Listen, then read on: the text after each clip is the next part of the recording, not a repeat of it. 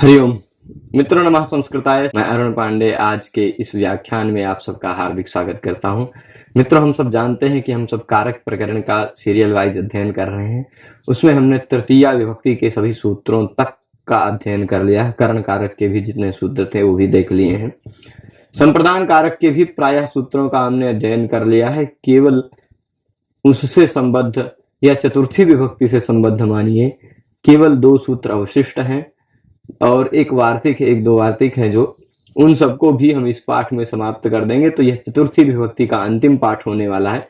इसके बाद चतुर्थी विभक्ति का हमारा अध्ययन संपन्न हो जाएगा। फिर अग्रिम पाठ से हम पंचमी विभक्ति का अपादान कारक ध्रुवम पाये पादानम से आगे शुरू करेंगे। तो आज जो सूत्र हमें देखने हैं, मण्य कर्मण्यनादरे विभाषा प्राणिषु, यह सूत्र देखना है। और उसके बाद अप्राणिषु, ये तो वार्तिक है इसी सूत्र का। और फिर गत्यर्थ कर्मणि द्वितीया चतुर्थ्यौ चेष्टायाम अनध्वनि, ये दोनों होना चाहिए। ये दोनों सूत्र देख लेंगे। तो भी चलिए पहले मन्य कर्मण्यनादरे विभाषा प्राणिषु। यहां पर आप देखेंगे तो मन्य कह रहे हैं। क्या कह रहे हैं? मन्य। वैसे मैं आपको बता दूं तो मन्य कोई धातु नहीं है। मन्य कोई धातु नहीं है, तो इस क्रिया है ही नहीं, तो इसका कर्म कहां से हम लेके आए? मन्य कर्म, है ना। मन्य कर्मणि, मन्य कर्मणि मतलब मन्यते है कर्मणि, मन्य धातु का जो कर्म है। वस्तुतः यहां मन्य धातु नहीं, मन धातु है।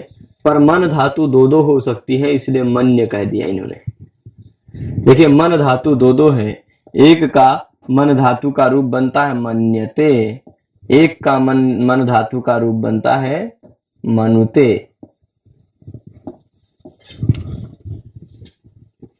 ठीक, तो मनुते और मन्यते में अंतर है। दोनों जगह धातु है मन। यह तनादिगण वाली धातु है, तनुते तन्वाते तन्वते की तरह। और यह दिवादिगण की धातु है, विद्यते विद्येते विद्यन्ते की तरह। मन्यते, यहां बीच में यह भी जुड़ जा रहा है। दिवादिभ्यः शन सूत्र से शन का यह जुड़ रहा है। ठीक है, तो दिवादिभ्यः शन से शन का यह जुड़ रहा है। इसलिए यहां स्पेशल मन्य कहने से पता चल रहा है कि मनुते वाली बात नहीं है। यहां मन्य कौन सी वाली बात है? शन प्रत्यंत, यहां शना निर्देशात। क्या कह रहे हैं वृत्ति में? आप देखिए, शना निर्देशात मतलब शन प्रत्यय के साथ साथ यहां मन्य का निर्देश किया है। केवल मन का निर्देश नहीं किया है, मन्य का शन के साथ साथ निर्देश किया है। इसलिए पता चल रहा है केवल मन्य धातु हो, यानी दिवादिगण वाली धातु होगी तो ही चलेगा। तनादि वाली, तानादिक योग है। तानादिक मतलब तनादिगण की धातु जो मन धातु है, उस धातु के योग में नहीं होगा।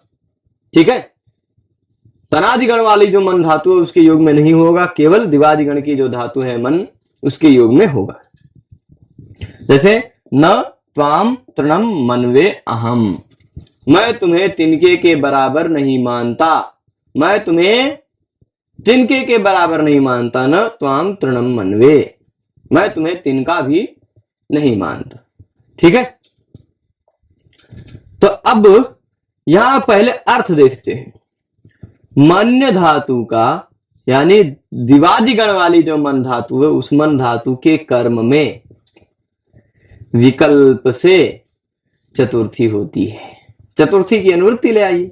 मन्य कर्मण्यनादरे विभाषा चतुर्थी, पर इसके अप्राणिषु भी कहा गया है। अप्राणिषु मतलब प्राणी नहीं होना चाहिए। चलिए मैं आपको बता देता हूं, इसको समझा देता हूं। अप्राणिषु का तात्पर्य है प्राणी वर्जे, प्राणी से वर्जित होना चाहिए। मन्य कर्मणि का क्या होता? मन धातु हो, उसका कर्म हो। मन्यते का कर्म होना चाहिए। तो विभाषा चतुर्थी, विभाषा चतुर्थी का तात्पर्य होगा विकल्प से वहां चतुर्थी होती है। पर कब? अनादरे यानी तिरस्कारे। तिरस्कार अर्थ यानी अनादर अर्थ द्योतित तो होना चाहिए। ठीक है, समझ लेते हैं। जैसे न त्वाम तृणम मन्ये तृणाय वा, मैं तुम्हें तिनके के बराबर नहीं मानता। आप किसी को अपमान में ऐसा कह सकते हैं ना, किसी कोई भी व्यक्ति है उसके अपमान में ऐसे कहते, अरे मैं तुझे तिनके के बराबर, क्या है, अपने आप को क्या समझता है, बोलते हैं ना। तिनके के बराबर नहीं समझता तुझे, तो ये क्या इसको सम्मान कर रहे हैं आप उसका? नहीं, अनादर कर रहे हैं, तिरस्कार कर रहे हैं। तो मैं तुम्हें तिनके के बराबर नहीं मानता, यहां तुम्हें तिनका नहीं मानता, तिनको नहीं मानता। तो अब यहां पर क्या है, नहीं मानता, यहां मन्य धातु है, मन्ये, मन्ये न त्वाम तृणम मन्ये, मैं तुम्हें तिनका भी नहीं मानता। तब देखिए मन्ये यह है मन्य धातु का प्रयोग, मतलब द्विआदि गण वाली मन धातु का प्रयोग। यहां पर आप देखिएगा तो मन धातु का कर्म क्या नहीं मानते, क्या नहीं मानते? मानने के द्वारा ईप्सित तम है तिनका, है ना, इसलिए तृणका, तृण जो है वह कर्म है, मन्य कर्म है। कैसा कर्म है? मन्य कर्म है। यदि वही अनादरवाची अब प्राणी हो, अब बताइए तिनका कोई प्राणी है क्या? तिनका कोई प्राणी नहीं है, ये आप समझते हैं, है ना, तिनका कोई प्राणी नहीं है, यानी कि तिनका अप्राणी है, ठीक है। तो अब तिनका अप्राणी है यानी प्राणी नहीं है, तो आप बाकी बात अपने आप समझ रहे होंगे कि मन्य धातु का कर्म भी है तिनका, और अप्राणी भी है तिनका, तमन्य कर्मणि अप्राणीषु। तो यहां जो कर्म है इसमें विकल्प से चतुर्थी विभक्ति लगा सकते हैं, कर्म में विकल्प से चतुर्थी विभक्ति भी लगा सकते हैं। जब चतुर्थी नहीं लगाएंगे आप, द्वितीया ही लगाएंगे, तो जब चतुर्थी नहीं लगाएंगे, केवल द्वितीया ही लगाएंगे, तो फिर आपका काम चल सकता है। क्यों? चतुर्थी नहीं लगेगा, कर्मणि द्वितीया से द्वितीया लग जाएगी, और जब विकल्प से चतुर्थी भी लग जाएगी, मन्य कर्मण्य नादरे विभाषा प्राणिषु, प्राणी वर्जित होना चाहिए, मन्य धातु का कर्म होना चाहिए, तो उसमें चतुर्थी विभक्ति हो जाती है, विकल्प से अनादर अर्थ हो तो। इतनी सारी बातें हैं। अब बताइए तिनका कोई प्राणी है क्या? प्राणी वर्जित है, मन्यते कर्मणि यानी मन्य धातु का कर्म है भी, है ना, तो उसमें चतुर्थी विभक्ति विकल्प से हो जाती है, यदि हम अनादर अर्थ कहना चाह रहे हैं तो, ठीक है। तो यह अर्थ में भी आप देख पा रहे हो अनादर है ही, मैं तुझे तिनके के बराबर नहीं मानता हूं, क्या किसी का सम्मान करते हुए आप बोल सकते हैं? नहीं बोल सकते हैं, तो ये किसी का सम्मान नहीं, यहां अनादर है, इसलिए यहां पर हो जाएगी चतुर्थी अनादर अर्थ वाली, ठीक है। चतुर्थी भी होगी तो तृणाय मन्ये, और चतुर्थी नहीं होगी तो द्वितीया विभक्ति भी कर लेंगे, क्योंकि कर्म है, कर्मणि द्वितीया से द्वितीया भी हो जाएगी, तो तृणम मन्ये, मैं तुम्हें तिन भी नहीं, तिन के बराबर भी नहीं मानता, ठीक है। तो अब यहां पर देख लीजिए अनादर है, तो कर्म में जब कर्मणि द्वितीया से द्वितीया करेंगे तो द्वितीया भी हो जाएगी, पर विकल्प से विभाषा मन्य धातु का कर्म है, इसलिए उसमें चतुर्थी भी हो जाएगी, ठीक है। जैसे यहां अब आगे क्या कह रहे हैं, शना निर्देशात, शन से सीधे सीधे निर्देश किया गया, शन से, किससे निर्देश किया है? मन्य धातु कहा गया, मन्य, मन नहीं कहा, मन्य कहा, यानी शन के साथ साथ निर्देश किया गया, इसलिए पता चलता है कि तनादि गण वाली जो मन धातु है उसके योग में नहीं होगा। जैसे नत्वाम तृणम मन्वे अहम, मैं तुम्हें तिन भी नहीं मानता, तिनका, तिन मतलब तिनका भी नहीं मानता, मैं तुझे तिनका भी नहीं मानता। यहां भी वही बात है, यहां भी अनादर है, पर मन्य धातु नहीं है, मतलब दिवादी गण वाली मन्यते मन्यते मन्यन्ते यह जो होता है यह तनादि गण वाली धातु है, इसका कर्म है, इसमें चतुर्थी नहीं हो पाई, क्योंकि वहां सूत्र में मन्य कहा गया, मन नहीं, मन्य वाला नहीं है, या मन्य नहीं है, मन्वे है, ठीक है। चलेगा, आगे चलते हैं। अब इसी में एक वार्तिक कार्य कह रहे हैं कि भाई सूत्र में जो अप्राणिषु है, अप्राणिषु, मन्य कर्मण्य नादरे विभाषा प्राणिषु, इस सूत्र में आपको जो अप्राणिषु दिखाई पड़ रहा है उसको हटा दो, उसको हटा दो। अप्राणिष्वित्यपनीय, अप्राणिषु जो शब्द है उसको अपनीय, उसका अपनयन करके, उसको हटा करके नौ काक अन्न शुक श्रृगाल वर्ज्यसु इति वाच्यम। क्या क्या कह रहे हैं? नौ वर्ज्य, काक वर्ज्य और अन्न वर्ज्य, शुक वर्ज्य, श्रृगाल वर्ज्य, इतने वर्ज्य होना चाहिए, प्राणी नहीं।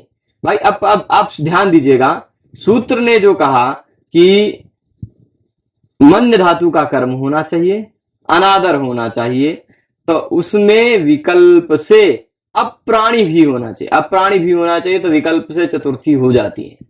तो अप्राणी में मतलब किसका निषेध किया? वो प्राणी नहीं होना चाहिए। वह क्या नहीं होना चाहिए? साफ साफ समझने का प्रयत्न कीजिएगा।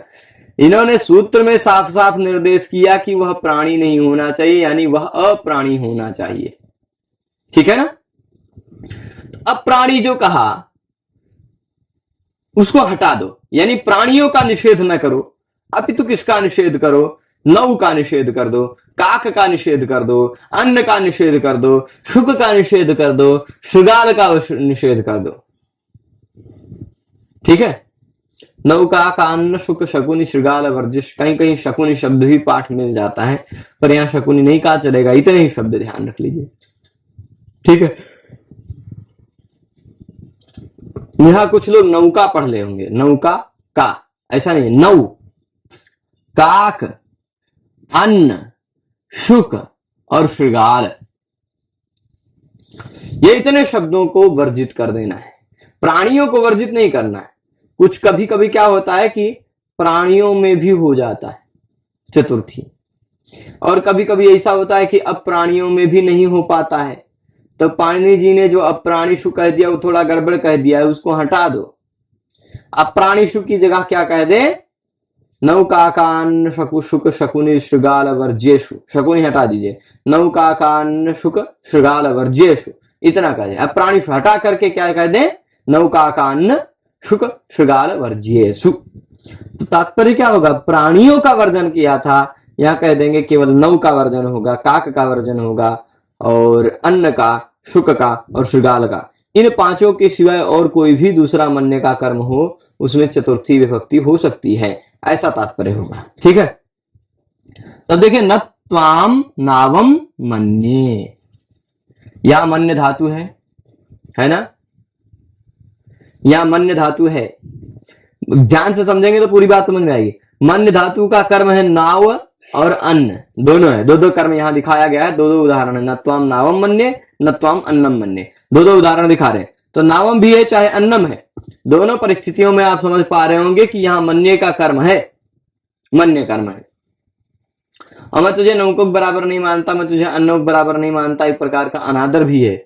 अनादर है तो मन्य कर्म भी है, अनादर भी है। और यह देखिए, नौका कोई प्राणी नहीं है, अन्न भी कोई प्राणी नहीं है, अप्राणी भी है। तो मन्य कर्मणि अनादरे विभाषा प्राणिषु, इस नियम के आधार पर नौ और अन्न यह अप्राणी है, इसलिए इसमें चतुर्थी विभक्ति लग जाना चाहिए था। नत्वाम नवे, नत्वाम नावे और नत्वाम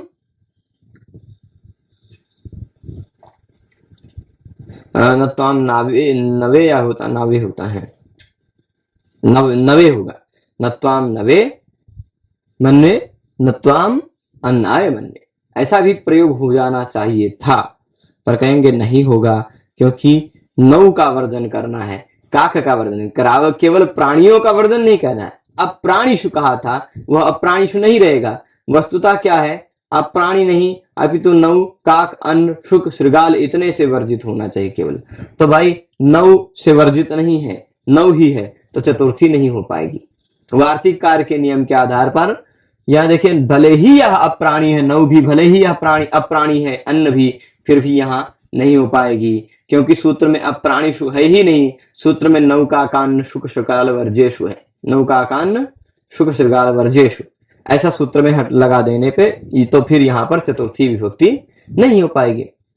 और फिर अब देख लीजिए, शुक शृगाल वर्जेशु, केवल शुक और शृगाल को वर्जित करना है प्राणियों में। पाणिनि जी ने क्या कर दिया था जल्दबाजी में? अप्राणिशु कर दिया था, मतलब कोई भी प्राणी नहीं होना चाहिए। पर ये कात्यायन जी का क्या कह रहे हैं, कात्यायन जी, कि शुक शृगाल वर्जेशु, केवल शुक और शियार वर्जित होना चाहिए, है ना? काक भी, नौ, काक, काक भी, काक, शुक, शृगाल, यही तीनों प्राणी वर्जित होने चाहिए केवल, बस। तो इसलिए नत्वाम शुने मन्ये, भाई कुत्ता नहीं मानता तुम्हें, कुत्ता नहीं मानता। यहाँ कुत्ता क्या है? प्राणी है। अगर पाणिनि जी के सूत्र के अनुसार मन्य कर्मण्यनादरे विभाषा प्राणिषु, यदि केवल अब प्राणियों में ही आप चतुर्थी करने जाते तो नत्वाम शुने मन्य, शुन तो प्राणी है, कुत्ता तो प्राणी है, यहाँ चतुर्थी नहीं हो पाती है ना। नत्वाम शुने मन्ये इत्यत्र प्राणित्वेपि भवत्येव, क्योंकि शुना कुत्ता, कुत्ता शा जो है वह चतुर्थी विभक्ति में शुने बनेगा उसका, वह जो कुत्ता है वो तो प्राणी है भाई, तिनके की तरह अप्राणी तो है नहीं। तो सूत्र में जो अप्राणिषु कहा, उस अप्राणिषु शब्द को हटा करके नौका कान शुक श्रृगाल वर्जेशु यदि हम कह देते हैं, क्या कह देते हैं, नौ काक अन्न शुक श्रृगाल, इतने से वर्जित कोई भी हो, चाहे वह प्राणी हो चाहे वह अप्राणी हो, सभी जगह चतुर्थी हो जाएगी। तो अब प्राणियों में भी हमें एग्जाम्पल मिल जाएगा, नत्वाम शुने मन्ये, अब प्राणियों में भी नत्वाम नाम मन्ये, नत्वाम अन्नम मन्ये, नत्वाम तृणाय मन्ये, चाहे जैसा बना, नत्वाम नावे मन्ये, नत्वाम अन्नाय मन्ये, नत्वाम नवे अन्नाय और फिर तृणाय, ये तीनों प्रयोग कर सकते हैं। ठीक है, तो इसलिए यह कहीं कहीं प्राणियों में भी हो जाता है, कहीं कहीं बिना प्राणियों के भी होता है। इसलिए इस वार्तिककार ने कहा कि नौ काक अन्न शुक श्रृगाल वर्जित होना चाहिए, ऐसा कहें। ठीक है, आगे अब देखिए अगला एक अंतिम सूत्र आज के इस पाठ का देखेंगे। गत्यर्थ कर्मणि द्वितीया चतुर्थ्यौ चेष्टायाम अनध्वनि। इसमें थोड़ा सा कई चीजें, कई पक्ष हैं जो समझने लायक है। पहली बात क्या है, गत्यर्थ कर्मणि, गत्यर्थ कर्मणि, गत्यर्थक धातु का कर्म होना चाहिए। कैसा, गत्यर्थक धातु का कर्म होना चाहिए, गत्यर्थ कर्म होना चाहिए। उस गत्यर्थ कर्म में द्वितीया चतुर्थ्यौ, द्वितीया और चतुर्थी विभक्तियां होती हैं। गत्यर्थ के कर्म में द्वितीया और चतुर्थी विभक्तियां होती हैं, पर कब, देखिए सीधे सिंपल है, दिख रहा है ना, गत्यर्थक धातु हो उसका कोई कर्म हो, गत्यर्थक धातु के कर्म में द्वितीया और चतुर्थी दोनों होती,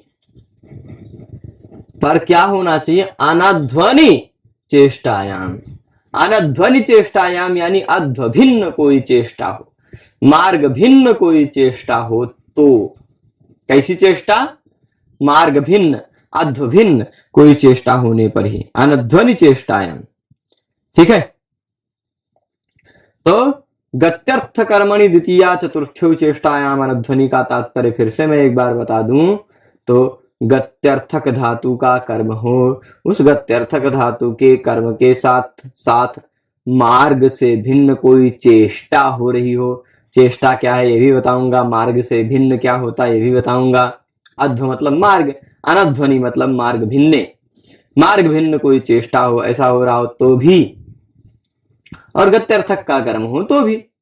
ठीक, तो दोनों विशेषताएं होनी चाहिए, गत्यर्थक का कर्म हो और मार्ग से भिन्न कोई चेष्टा हो, तो उस कर्म में द्वितीया और चतुर्थी दोनों विभक्तियां हम लगा सकते हैं। ये देखिए, अध्व भिन्ने, अनध्वनि का तात्पर्य क्या होगा, अध्व भिन्ने यानी मार्ग भिन्ने। गत्यर्थानाम कर्मणि, गत्यर्थक धातुओं के कर्म में एतेस्तः, एतेस्तः का मतलब क्या होता है भाई, अब आप कहेंगे एषा एतौ एते, बहुवचन वाला एते है, ऐसा नहीं है। बहुवचन वाला एते होता तो स्तः कहां से रहता, संति हो जाता है ना, एते कहां से रहता, संति हो जाता, स्तः कहां से रहता, संति हो जाता। तो क्या है, एते का तात्पर्य है एते विभक्ति, द्विवचन है, एषा एते एताः वाली ये जो है एते विभक्ति स्तः, स्तः यानी द्विवचन वाला एते का प्रयोग है ना। द्वितीया चतुर्थौ विभक्ति स्तः, द्वितीया भी स्त्रीलिंग विभक्ति है, चतुर्थी भी स्त्रीलिंग है, सभी विभक्तियां तो स्त्रीलिंग में ही होती हैं, प्रथमा द्वितीया तृतीया चतुर्थी। प्रथमा थोड़े ना कह रहे हैं, प्रथमा विभक्तः, ऐसा थोड़े है, प्रथमा विभक्ति। ठीक है, तो द्वितीया और चतुर्थौ एते दोनों, ये दोनों विभक्तियां स्तः होती हैं कब, चेष्टायाम।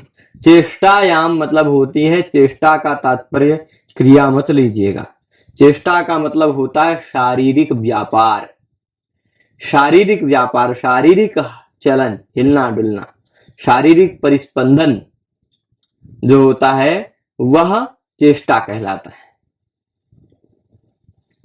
यदि मानसिक यहीं बैठे हुए हैं, मनई से चले जा रहे हैं मुंबई दिल्ली कहीं भी, तो मानसिक जो हो रहा है वह चेष्टा नहीं कहलाएगा, है ना, क्योंकि उसमें शारीरिक स्पंदन इत्यादि नहीं है। तो चेष्टा होनी चाहिए, मतलब शारीरिक कुछ गतिमत्ता इत्यादि होनी चाहिए, और गत्यर्थक धातु का कर्म होना चाहिए। तो उसमें द्वितीया चतुर्थी दोनों विभक्तियां हो जाएंगी, ग्रामाय गच्छति अथवा ग्रामम गच्छति। देखिए गच्छति यह गत्यर्थक धातु है, ग्राम उसका कर्म है। भाई कर्ता राम मान लीजिए, राम जी को ही भेज रहे हैं, 14 साल का वनवास पूरा हो गया, तो राम ग्रामम गच्छति, अपने गांव जा रहे हैं, अयोध्या जा रहे हैं, तो राम ग्रामम गच्छति ऐसा भी प्रयोग कर सकते हैं। राम गांव जा रहे हैं, इस परिस्थिति में राम कर रहे हैं गमन क्रिया, गमन क्रिया के कर्ता हो गए राम, कित प्रत्यय के द्वारा कर्ता ही उक्त, इसलिए राम में हमने लगा दी प्रथमा विभक्ति। कर्ता अब उक्त है इसलिए प्रातिपदिकार्थ है, प्रातिपदिकार्थ होने के कारण नियतोपस्थितिक है, इसलिए प्रातिपदिकार्थ, प्रातिपदिकार्थ होने के कारण चतुर्थी प्रथमा विभक्ति लग जाएगी। प्रातिपदिकार्थ लिंग परिमाण वचन मात्रे प्रथम। अब गच्छति के योग में हमने प्रथमा विभक्ति तो कर ली, पर उस कर्ता का, राम का गमन क्रिया के द्वारा ईप्सिततम है ग्राम, कर्तुरीप्सिततमम कर्म, सूत्र से ग्राम की होगी कर्म संज्ञा, क्योंकि वह कर्ता का ईप्सिततम है, कर्ता का ईप्सिततम है कर्म, इसलिए वह क्या होगी, कर्म संज्ञा होगी। कर्ता का ईप्सिततम है ग्राम, इसलिए उसकी कर्म संज्ञा होगी। कर्म संज्ञा होगी तो भाई गत्यर्थक धातु का कर्म है कि नहीं ग्राम। सूत्र क्या कहता है, गत्यर्थक धातु का कर्म हो, उसमें द्वितीया तो हो ही रही थी, कर्मणि द्वितीया से भी कर सकते थे, इससे भी कर सकते हैं, है ना। गत्यर्थक धातु के गत्यर्थक धातु के साथ गत्यर्थक धातु का कर्म हो, उसके साथ उस कर्म में द्वितीया और चतुर्थी दोनों विभक्तियां हो जाती हैं, द्वितीया और चतुर्थी दोनों विभक्तियां हो जाती हैं मार्ग से भिन्न चेष्टा होने पर, ठीक है, मार्ग से भिन्न कोई चेष्टा होने पर। अब देखिए मनसा हरिम व्रजति, एक उदाहरण, ग्रामम गच्छति ग्रामाय गच्छति, भोजनम गच्छति भोजनाय, ऐसे कह देते हैं नदीम गच्छति नद्यै गच्छति, नदी के पास जाता है ना। अयोध्याम गच्छति अयोध्यायै गच्छति, बहुत सारे ऐसे, व्रजति, हरिम गच्छति हरये गच्छति, हरिम व्रजति हरये व्रजति। कहीं भी ऐसे गत्यर्थक धातु के कर्म में द्वितीय चतुर्थी लगा सकते हैं, परंतु चेष्टा रहेगी, मार्गवाची शब्द का प्रयोग नहीं रहेगा, मार्ग पर आश्रित नहीं रहेगा, ठीक। तो पूछा चेष्टायाम किम, तो उदाहरण दे रहे मनसा हरिम व्रजति, मन से हरि के पास जा रहा है, यानी शारीरिक कोई चेष्टा नहीं है, शारीरिक कोई क्रिया नहीं है, चेष्टा नहीं है, इसलिए हरिम व्रजति केवल रह गया, चतुर्थी नहीं हो पाई, कर्मणि द्वितीया से केवल द्वितीया हो पाई, है ना। व्रजति के योग में केवल द्वितीया ही हो पाई, परंतु यदि चेष्टा होती मंदिरे, है ना, या मंदिरस्थम हरिम व्रजति, ऐसा कुछ होता, मन से नहीं, मनसा शब्द का प्रयोग नहीं होता, तो हरिम व्रजति हरये व्रजति दोनों प्रयोग कर सकते थे, तो अर्थ निकलती कोई चेष्टा है ऐसा अर्थ निकलता, पर मनसा कह दिया तो चेष्टा खत्म, चेष्टा खत्म, तो गत्यर्थ कर्मणि द्वितीया चतुर्थी चेष्टायाम अनध्वनि कैसे सूत्र लगेगा, वो तो चेष्टा में लगता है, अब चेष्टा में नहीं है तो ये सूत्र लगेगा ही नहीं, तो द्वितीया चतुर्थी होगी नहीं, यानी केवल द्वितीया कर्मणि द्वितीया से हो जाएगी, द्वितीया होगी तो क्या बनेगा, मनसा हरिम व्रजति, ठीक है। आगे प्रश्न पूछ रहे हैं अनध्वनीति किम, अनध्वनीति किम, भाई सूत्रवा में आप अनध्वनि कह रहे हो, क्या कह रहे हो, अनध्वनि, यानी अध्व नहीं होना चाहिए, यानी मार्ग नहीं होना चाहिए, क्या नहीं होना चाहिए, मार्ग नहीं होना चाहिए, अध्व नहीं होना चाहिए। तो अब यहां क्या है, पंथानम गच्छति कह दिया, पंथा क्या है, मार्ग है, जो गत्यर्थक धातु का कर्म वह मार्ग नहीं होना चाहिए, गत्यर्थक धातु का कर्म है वह कोई मार्ग नहीं होना चाहिए। तो गत्यर्थक धातु गच्छति है, उसका कर्म यहाँ मार्ग है, तो इसलिए कर्मणि द्वितीया से केवल द्वितीया ही हो पाएगी। यदि मार्ग नहीं होता, अनध्व होता, अध्व यानी मार्ग, अध्व ना होकर अनध्व होता, तो फिर द्वितीया के साथ साथ चतुर्थी भी लग जाती। ठीक, अब इसके बाद यहां पर जो अनध्वनि कहा है ना, मतलब मार्ग नहीं होना चाहिए, वो मार्ग नहीं होना चाहिए। तो किस प्रकार के मार्ग का निषेध किया गया है, वो यहां कह रहे हैं, गंत्राधिष्ठिते ध्वन्येवायम निषेधा। गंत्राधिष्ठिते ध्वनि, गंत्राधिष्ठिते का तात्पर्य होता है गंत्रा मतलब होता है गंता, गमन करने वाला, जाने वाला। गंता वही तो होता है ना, गंत्र शब्द बन जाता है, गम धातु से त्रिश प्रत्यय लगाकर गंत्री बन जाता है। उस गंत्रा अधिष्ठिते, गंत्रा मतलब गमनकर्ता के द्वारा अधिष्ठित जो मार्ग है उसी मार्ग पर ही निषेध होगा। अनध्वनि का तात्पर्य सह पंथानम गच्छति का तात्पर्य क्या होगा, वह उसी मार्ग पर जा रहा है, यानी उस मार्ग से होकर जा रहा है, वो उस मार्ग पर है, ऐसा अर्थ निकलेगा। परंतु यदि कहीं ऐसा अर्थ निकल रहा है, परंतु यदि कहीं ऐसा अर्थ निकल रहा है कि गंता के द्वारा अधिष्ठित वह मार्ग नहीं है, गंता के द्वारा अधिष्ठित वह मार्ग नहीं है, तो क्या होगा, तो निषेध नहीं होगा। तो वह मार्ग क्योंकि अनध्व है, वह भी अध्व नहीं है, वह मार्ग नहीं है, वह गंता के द्वारा अधिष्ठित मार्ग नहीं है। मार्ग तो है पर गंता के द्वारा मतलब जाने वाले व्यक्ति के द्वारा अधिष्ठित नहीं है। जाने वाला व्यक्ति अभी उस मार्ग पर पहुंचा नहीं है। जब जाने वाला व्यक्ति उस मार्ग पर रहेगा तो ही निषेध होगा। जाने वाला व्यक्ति उस मार्ग पर नहीं, रास्ता भटक के किसी दूसरे रास्ते पर चला गया, उस दूसरे रास्ते से उस रास्ते को खोजते हुए जा रहा है, तो अभी उस रास्ते में है ये नहीं, तो उस रास्ते में चतुर्थी विभक्ति लगा सकते हैं। जैसे उदाहरण दे रहे हैं, जैसे यदा तु उत्पथात, यदा तु मतलब जब, तो उत्पथात मतलब भूले हुए रास्ते से, पंथा एवाक्रमितुमिष्यते मतलब वह मार्ग छोड़ करके सही मार्ग पकड़ना चाहते हैं। जैसे कोई व्यक्ति अयोध्या से निकला कि उज्जैनी जाना, अब आज तो हाईवे है, तमाम लिखे रहते हैं, पहले छोटे छोटे रास्ते होते थे, बगीचों के बीच से, वन के बीच से पतले पतले रास्ते होते थे। अब वो वन के बीच से चलने वाला रास्ता अचानक मुड़ गया, दूसरे तरफ चला गया, तब पता चला अरे बाप रे ये तो रास्ता भूल गए। और तब तो मैपो वो नहीं होता था कि मैपो बता देगा कि उस दिशा में है, उस दिशा में चलो। तब बहुत दुर्गम मार्गों पर लोग चलते थे। संयोग से कोई व्यक्ति उज्जैनी की तरफ यात्रा करने को निकला और उज्जैनी की तरफ चलते चलते चलते चलते रास्ता भटक गया, दूसरे रास्ते पर चला गया, उत्पथ हो गया। ठीक, उत्पथ हो गया यानी गलत रास्ते पर चल पड़ा, और गलत रास्ते पर चलते चलते जैसे थोड़ा और आगे गया और आगे गया और आगे गया, तो उसको पता चला भाई ये तो गड़बड़ रास्ता है, ये तो गलत रास्ता है ना। जैसे ही उसको पता चला यदा तु उत्पथात, तो फिर गलत रास्ते से अपने सही रास्ते पर पकड़ने की इच्छा कर रहा है ना। गलत रास्ते पर है तो और सही उत्पथ से पथ पर आना चाह रहा है, गलत रास्ते से सही रास्ते पर आना चाह रहा है, तो अभी सही रास्ते पर अधिष्ठित नहीं है, तो सही रास्ते अनध्वनि के द्वारा उसका निषेध नहीं होगा। ऐसा क्या कहा है, गंत्राधिष्ठिते अध्वनि एवं एव अयम निषेधा, गंता के द्वारा अधिष्ठित मार्ग में ही यह निषेध है, अनध्वनि वाला निषेध।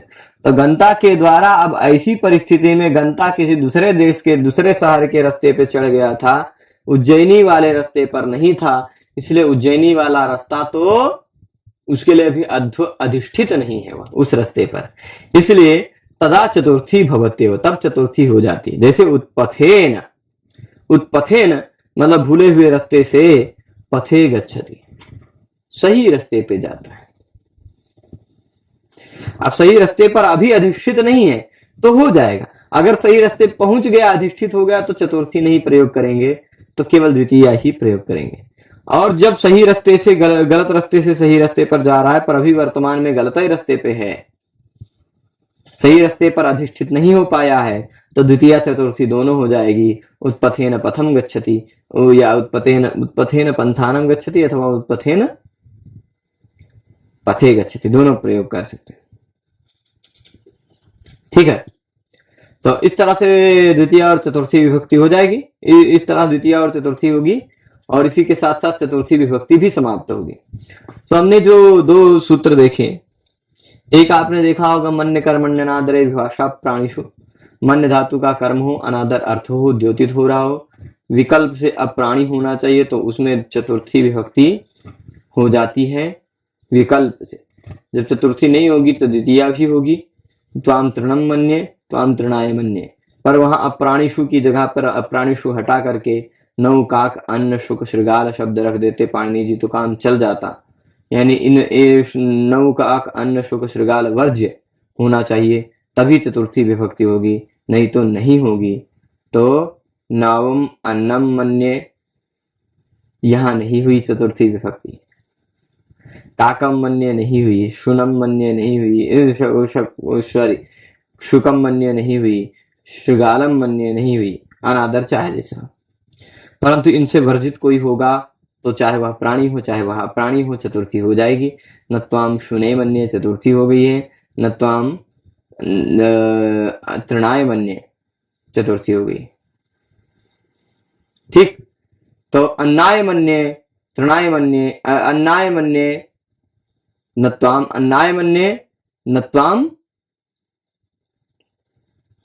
ये क्या कहा है, एक मिनट, अन्न नौ काक अन्न नाव नत्वाम नवे मन्ये, ये सब प्रयोग नहीं होगा। अन्नाय मन्ये प्रयोग नहीं होगा, नवे मन्ये प्रयोग नहीं होगा, तृणाय मन्ये हो जाएगा। ठीक है, तो इस तरह से हमने चतुर्थी विभक्ति का अध्ययन किया। आप सभी लोग शुरुआत से लेकर अंत तक इस पाठ में जुड़े रहे, उसके लिए आप सभी को बहुत बहुत धन्यवाद। हम आप सबसे फिर मिलेंगे अग्रिम पाठ में, तब तक के लिए धन्यवाद।